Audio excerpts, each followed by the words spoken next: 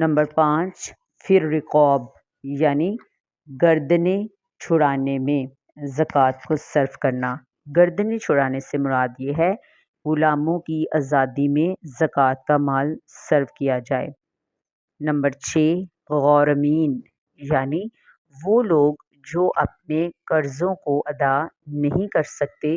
بعض اوقات اس طرح ہوتا ہے کہ انسان اتفاقی حادثات کی وجہ سے مقروض ہو جاتا ہے، تو ایسے لوگوں کو بھی زکوٰۃ کے پیسے دیے جا سکتے ہیں۔ نمبر 7 فی سبیل اللہ یعنی راہ خدا میں زکوٰۃ صرف کرنا، یعنی کوئی شخص محتاج ہو یا جو جہاد میں شریک ہونا چاہتا ہو مگر اس کے پاس سواری اور زیادہ راہ نہ ہو، تو ایسے لوگوں کو زکوٰۃ دی جا سکتی ہے۔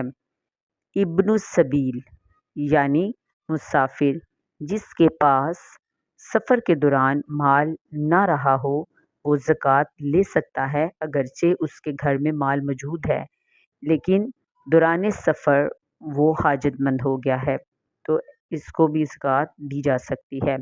اب جن لوگوں کو زکوٰۃ نہیں دی جا سکتی، ماں، باپ، نانا، نانی، دادا، دادی، بیٹا، بیٹی، پوتا، پوتی، نواسا، نواسی، شوہر بیوی کو، بیوی شوہر کو، سادات کو اور صاحب نصاب کو زکوٰۃ نہیں دی جا سکتی۔